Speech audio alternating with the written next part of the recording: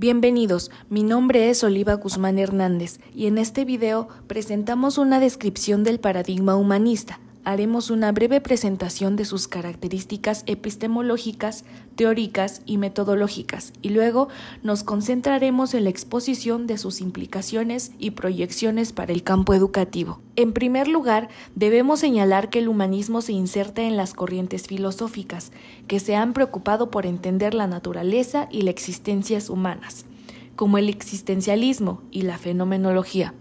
Algunos representantes de este paradigma han retomado algunas concepciones de esas filosofías y las han asimilado al movimiento. Del existencialismo se ha incorporado la idea de que el ser humano va creando su personalidad a través de las elecciones o decisiones que continuamente toma ante las distintas situaciones y dilemas que se le presentan en la vida.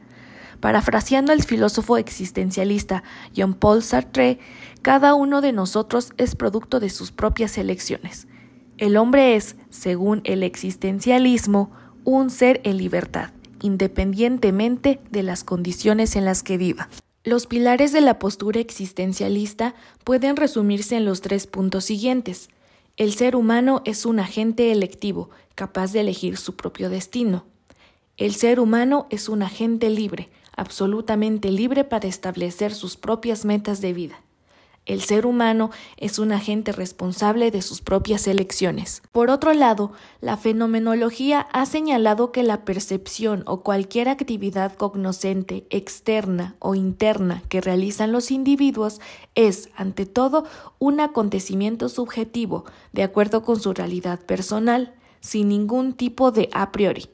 Antes de cualquier labor cognitiva sobre lo exterior, el ser humano toma conciencia de su realidad experiencial. A continuación, veremos las 7 mínimas sobre el humanismo. De acuerdo con Bugental, Martínez y Villegas, podemos distinguir algunos postulados fundamentales y comunes a la gran mayoría de los psicólogos humanistas. El ser humano es una totalidad que excede a la suma de sus partes. El énfasis holista de la psicología humanista lo distingue claramente de otras posturas atomistas o reduccionistas. Para explicar y comprender al ser humano, debemos estudiarlo en su totalidad y no haciendo fragmentaciones artificiales en una serie de procesos psicológicos moleculares. El hombre posee un núcleo central estructurado.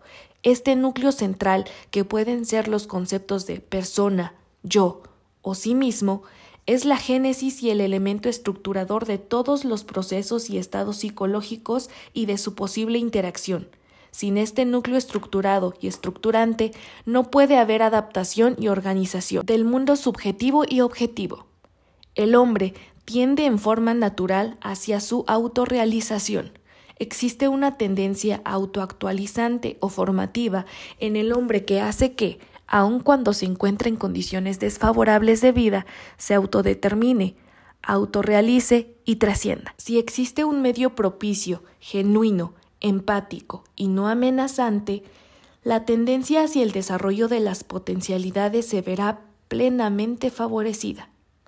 El hombre es un ser en un contexto humano. El ser humano vive en relación con otras personas y esto constituye una característica inherente a su naturaleza. El hombre es consciente de sí mismo y de su existencia. Las personas se conducen, en el presente, de acuerdo con lo que fueron en el pasado y preparándose para vivir el futuro. El hombre tiene facultades para decidir. El ser humano tiene libertad y conciencia propia para elegir y tomar sus propias decisiones. Por lo tanto, es un ente activo y constructor de su propia vida. El hombre es intencional. Los actos volitivos o intencionales de la persona se reflejan en sus propias decisiones o elecciones. El hombre, a través de sus intenciones, propósitos y actos volitivos, estructura una identidad personal que lo distinguen de los demás. En los escritos de los humanistas podemos identificar algunas posturas en relación con las cuestiones metodológicas que nos ofrecen una idea más o menos clara de hacia dónde podría encaminarse una alternativa metodológica única y congruente con la postura epistemológica teórica que ellos sustentan. Vamos a presentar 2 de ellas. El enfoque holista en el estudio de los procesos psicológicos Maslow señala que los humanistas deben utilizar el método holístico, dado que es mucho más adecuado que el analítico reduccionista para el estudio de los procesos psicológicos humanos en su totalidad. Tal inclinación por el método holístico se basa en la idea de la causalidad múltiple, propia de las ciencias naturales modernas como la física y la biología. Esta concepción interaccionista de Maslow para el estudio de la personalidad humana ha tenido poco eco en la generación de investigaciones genuinas. En oposición a las metodologías objetivistas y cuantitativas, algunos humanistas han propuesto alternativas basadas en la interpretación subjetiva para la práctica y la investigación clínicas, tales como la comprensión empática, el enfoque dialógico, la conciencia del aquí y ahora, o la heurística. La psicología humanista es fundamentalmente clínica y aún en las aplicaciones a la educación se notan ciertas reminiscencias de tipo clínico. Esto lo podemos percibir claramente en algunas clasificaciones de las aplicaciones propuestas, como la de Miller, quien ha identificado 4 tipos de modelos en educación humanista. Modelos de desarrollo que enfatizan un cambio en el desarrollo de los estudiantes, modelos de autoconcepto, los cuales están centrados en el desarrollo de la identidad genuina. Modelos de sensitividad y orientación grupal que se interesan en desarrollar habilidades de apertura y sensibilidad hacia los demás. Modelos de expansión de la conciencia orientados a desarrollar el lado intuitivo de esta. Weinstein ha señalado 5 características importantes de la educación humanista. Retoma las necesidades de los individuos como la base de las decisiones educativas, fomenta el incremento de las opciones del individuo, concede al conocimiento personal tanto valor como al conocimiento público, tiene en cuenta que el desarrollo de cada individuo no debe fomentarse si ello va a detrimento del desarrollo de otro individuo, considera que todos los elementos constituyentes de un programa educativo deben contribuir a crear un sentido de relevancia, valor y merecimiento en cada persona implicada. Por su parte, Rogers defiende lo que él llama una educación democrática centrada en la persona, la cual consiste en conferir la responsabilidad de la educación al alumno. Esta educación centrada en la persona tiene las siguientes características. La persona es capaz de responsabilizarse y de controlarse a sí misma en su aprendizaje. El contexto educativo debe crear las condiciones favorables para facilitar y liberar las capacidades de aprendizaje existentes en cada individuo. El alumno aprende a través de sus propias experiencias y es muy difícil enseñar a otra persona directamente. En la educación se debe adoptar una perspectiva globalizante de lo intelectual, lo afectivo y lo interpersonal. El objetivo central de la educación debe ser crear alumnos con iniciativa y autodeterminación, que sepan colaborar solidariamente con sus semejantes sin que por ello dejen de desarrollar su individualidad.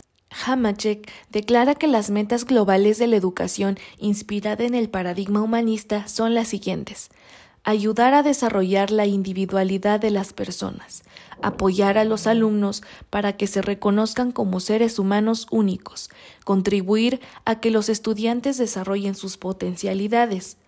Roberts ha descrito 5 objetivos educacionales que promulgan los programas de tipo humanista: centrarse en el crecimiento personal de los estudiantes, fomentar la originalidad, la creatividad y la imaginación de los estudiantes, promover experiencias de influencia recíproca interpersonal entre los estudiantes, provocar en los estudiantes sentimientos positivos hacia las asignaturas o los cursos escolares, introducir aprendizajes de los contenidos vinculando los aspectos cognitivos y vivenciales. Pueden señalarse 3 aspectos distintos pero muy relacionados en lo que se refiere a la forma como debe concebirse a los alumnos.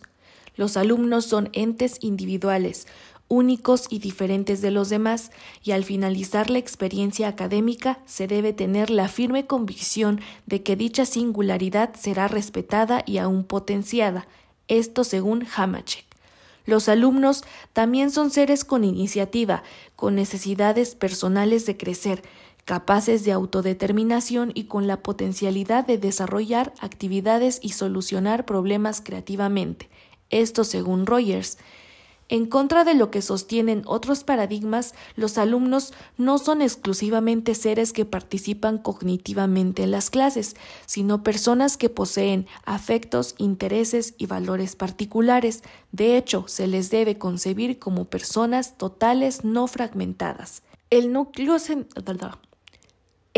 central del papel del docente en una educación humanista se basa en una relación de respeto con sus alumnos. El profesor debe partir siempre de las potencialidades y necesidades individuales de los alumnos para de este modo crear y fomentar un clima social básico que permita que la comunicación de la información académica y la emocional sea exitosa.